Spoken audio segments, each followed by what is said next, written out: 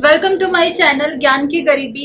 आज हम बात करने वाले हैं माइक्रोबायोलॉजी सब्जेक्ट में जो टर्म स्टेनिंग है उसके अंदर हम जो थर्ड है प्रोसीजर एसिड फास्ट स्टेनिंग उसके बारे में आज बात करने वाले हैं। और इसकी जो नोट्स है वो हमने नीचे डिस्क्रिप्शन बॉक्स में इसका लिंक दे दिया है, तो आप वहां से जो है डाउनलोड कर सकते हैं। और आपने अभी तक हमारे चैनल को सब्सक्राइब नहीं किया है तो please subscribe to the channel and hit the bell icon so that आपको हमारे चैनल की नोटिफिकेशंस मिलते रहें।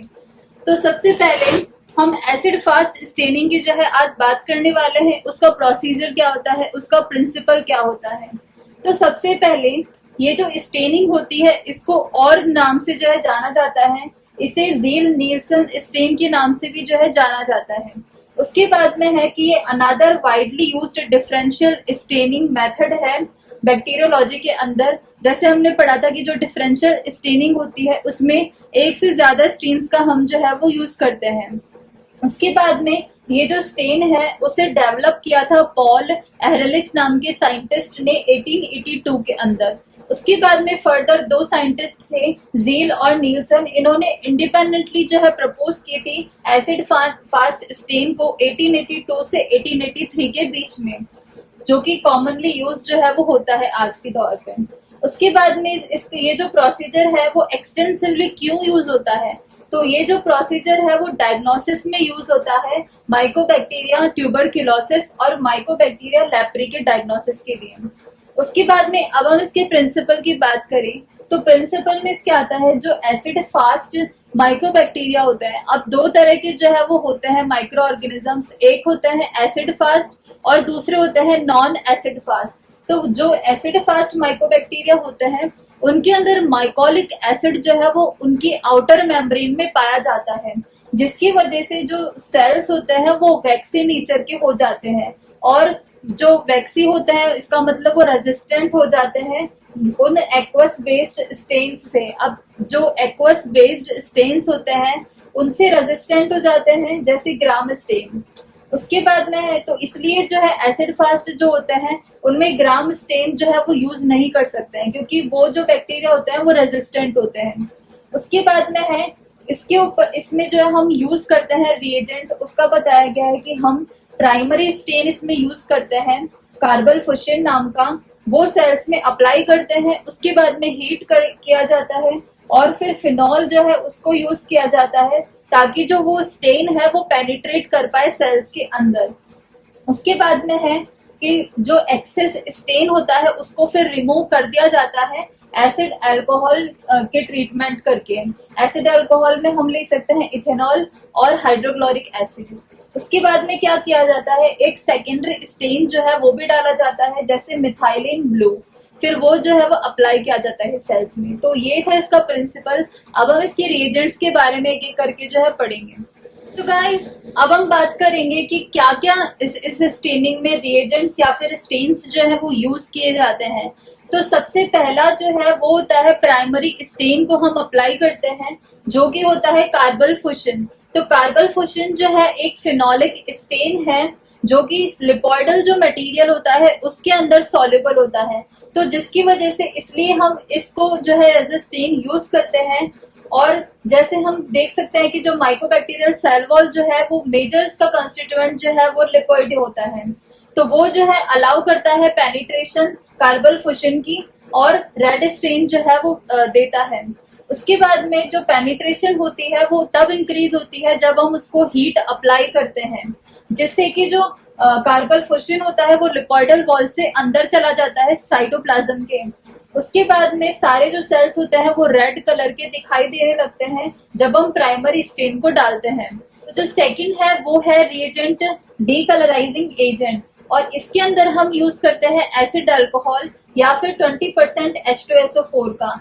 तो इसके अंदर सबसे पहले हम जो स्मीयर होता है उसको हम कूल करते हैं, क्योंकि जो वैक्सी सेल सब्सटेंसेस होते हैं वो हार्ड हो जाते हैं कूल करने के बाद, जिसके बाद में हम उसको डीकलराइजेशन करते हैं।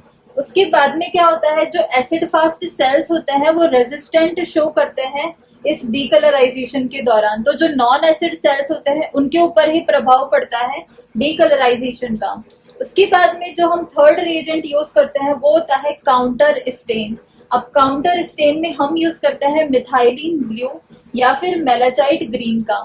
तो इसमें क्या होता है, जो नॉन एसिड फास्ट बैक्टीरिया होते हैं वो अब्सॉर्ब कर लेते हैं काउंटर स्टेन को, और वो अपीयर होते हैं या तो ब्लू या फिर ग्रीन कलर के। वहीं पे दूसरी तरफ जो एसिड फास्ट सेल्स होते हैं उनके ऊपर कोई भी जो है इफेक्ट नहीं पड़ता है काउंटर स्टेन का, और वो जो है रेड कलर ही शो करते हैं, जो कि प्राइमरी स्टेन की वजह से होता है। सो गाइस, अब हम इसकी प्रोसीजर की जो है बात करेंगे। गाइस, अब हम इसकी प्रोसीजर की बात करें तो सबसे पहले हम क्या करते हैं, जो स्पेसिमेन होता है स्मीयर, तो उसको हम सबसे पहले प्रिपेयर करते हैं और फिर हम फिक्स कर देते हैं स्टेनिंग के लिए। उसके बाद में हम क्या करते हैं, एक फिल्टर पेपर लेते हैं या फिर एक स्मॉल स्ट्रिप लेते हैं ब्लॉटिंग की, उसको हम जो स्पेसिमेन होता है उसके ऊपर जो है प्लेस कर देते हैं स्लाइड की, और फिर जो वाटर बाथ होता है उसके ऊपर हम रख देते हैं बॉइलिंग के लिए। उसके बाद में क्या करते हैं, जो फिल्टर पेपर होता है उसके ऊपर हम प्राइमरी स्टेन जो है उससे कवरिंग करते हैं, जो कि होता है कार्बल फुशिन, और लीव कर देते हैं स्लाइड को वापस से वाटर बाथ के ऊपर 3 to 5 मिनट्स के लिए। उसके बाद में हम जब तक जो है प्राइमरी स्टेन अप्लाई करते रहते हैं जब तक जो फिल्टर पेपर है वो ड्राई होता रहता है। उसके बाद में हम जो फिल्टर पेपर है उसको रिमूव कर देते हैं। उसके बाद में स्लाइड जो है हम उसको वाटर से रिंस करते हैं जब तक जो सॉल्यूशन है वो क्लियर ना हो जाए। उसके बाद में हम डीकलराइजिंग एजेंट का जो है यूज करते हैं, जो कि होता है एसिड अल्कोहल। उसको हम स्लाइड के ऊपर जो है यूज करते हैं, अप्लाई करते हैं अप्रोक्सीमेटली 10 to 15 मिनट्स के लिए। उसके बाद में जो स्लाइड होती है उसको हम वापस से वाटर से रिंस कर लेते हैं। उसके बाद में हम क्या करते हैं, काउंटर स्टेन जो है उसका अप्लाई करते हैं, जो कि होता है मिथाइलिन ब्लू, और ये हम 1 मिनट के लिए करते हैं। उसके बाद में जो स्लाइड होती है हम उसको जेंटली वापस से वाटर से जो है रिंस कर देते हैं, और उसके बाद में जो स्लाइड है उसको हम ड्राई कर देते हैं बिब्यूलस पेपर के थ्रू। तो ये जो है वो इसका पूरा प्रोसीजर होता है। अब हम इसके रिजल्ट्स और लिमिटेशंस के बारे में जो है बात करेंगे। सो गाइस, अब इसके हम रिजल्ट के बारे में बात करें तो जो एसिड फास्ट जो माइक्रो ऑर्गेनिजम्स होते हैं उसमें जो है वो स्टेन का क्या प्रभाव पड़ता है, तो वो जो बैक्टीरिया होते हैं वो ब्राइट रेड से इंटेंसिव पर्पल कलर जो है वो दिखाई देते हैं, या फिर रेड कलर के दिखाई देते हैं, और वो हमें एज ए स्ट्रेट या फिर स्लाइटली कर्व्ड रॉड्स के रूप में भी जो है वो दिखाई दे सकते हैं, या फिर साथ साथ वो सिंगली वो जो है वो अकेले अकेले दिखाई देते हैं, या फिर छोटे छोटे ग्रुप्स में जो है वो देखने को मिलते हैं।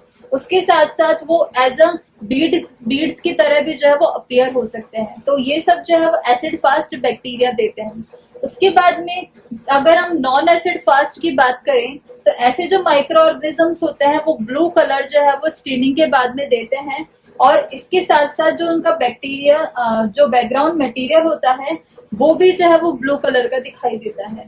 उसके बाद में इसकी कुछ कमियां भी है। इसकी अगर लिमिटेशंस के बारे में बात करें तो जब स्पेसिमेन जब हीट होता है, जैसे हमने पढ़ा था कि प्रोसीजर में जो स्पेसिमेन है उसको जब हम हीट करते हैं तो उस टाइम पे जो फिल्टर पेपर है उसका मॉइस्ट रहना जो है वो जरूरी होता है, क्योंकि जो प्राइमरी स्टेन है वो सही से पेनिट्रेट कर पाए सेल्स के अंदर। तो ये जो है वो इसकी एक लिमिटेशन होती है। सो गाइस, ये थी आज की वीडियो, और इसके जो नोट्स है वो हमने नीचे डिस्क्रिप्शन बॉक्स में इसका लिंक दे दिया है, तो आप वहां से जो है डाउनलोड कर सकते हैं।